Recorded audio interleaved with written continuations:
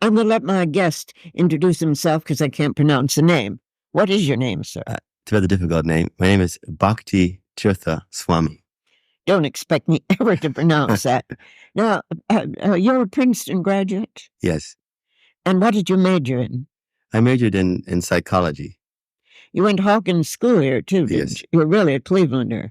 Originally, I'm from Cleveland. Excepting you look upon yourself as an ambassador to the whole world. Well, because I'm traveling all around the world, and I am heading certain missionary projects. So every now and then I get a chance to come back and forth. Well, what is your religion? What is it? How is it any different from the average guy's religion? Well, this is the Hare Krishna movement, and it's a universal movement.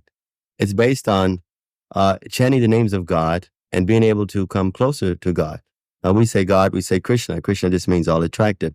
But the process is based on what is called the Vedas, which is the oldest and the largest collection of writings dealing with self-realization known to man. These are writings basically from the Sanskrit codes, and they explain so many points about life after death, about how to eat, how to think, how to live. Well, tell me, what is life after death? What do you know about that? Well, see, normally one has the materialistic epistemology, and he thinks that everything that he sees, feels, touches, and tastes is all that there is. But we have so many experiences of peak experiences, of psychic experiences, that lets us know that there is so much more to life than just what normally the senses have contact with. So to... how do you know that? How do you know there's something more than just the five senses? Well, for instance, there's so many paranormal experiences that one has. You have altered states of consciousness. Sometimes even through the dream world is another world. And sometimes a person is able to use more of his creative intelligence, such as psychology admits that man uses such a small amount of his knowable faculties. So therefore, what happens if a person is able to use more, then he will find and be able to appreciate more that he is a spiritual being, and he will have more contact with reality that normally he is not experiencing at this present state. Well, how do you enlarge that? What do you do to enlarge it? Through purifying the senses. And this is the whole process of bhakti yoga. It's how to purify the senses to come closer to God or closer to Krishna.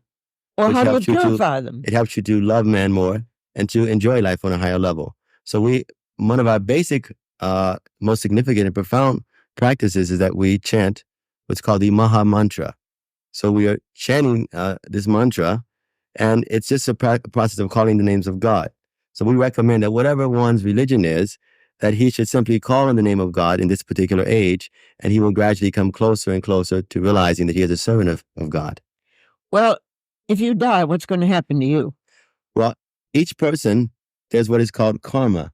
And karma means that what you do, you receive back, or you reap what you sow. For every action, there's a reaction.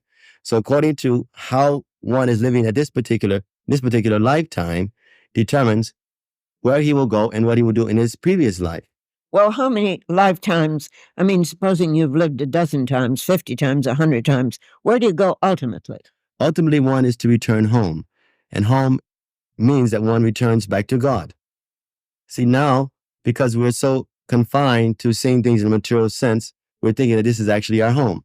But the great Vedic writings explain that actually man is not a resident of the material world, but he is a spiritual being, and he's actually a resident of what is called the transcendental or the spiritual world. Well, how do you know what God's like? I mean, you make that determination?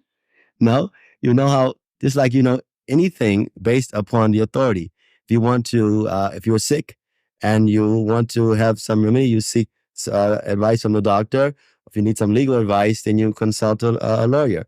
So similarly, in spiritual life, the same is there, but even more so in a very categorical sense, that if you want to know how to advance spiritually, then one must approach such a spiritual authority who he feels that he can have confidence and repose his attention to, hear from that person, and then execute the activities accordingly. Well, you sound logical, but you have to accept your premise. I mean... No, this is a science. See, Krishna consciousness is not just another religion. It's a science based upon doing a certain scheme of activities and getting a certain result.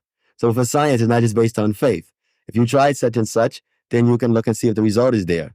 And when it's proven, then you feel satisfied. It's like I was a student of psychology, and my dissertation was in hypnosis.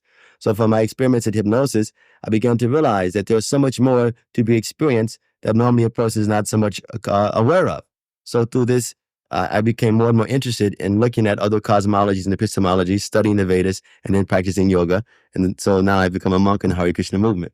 Well, we're sorry the time is up. You leave me a little bewildered. I'm not certain that I follow this. And if I did, I don't know whether I could accept it. But it's interesting and challenging. There are millions of people who follow this, aren't there? Oh, yes. It's very large movement. Thank you very much for coming. Thank you, very much.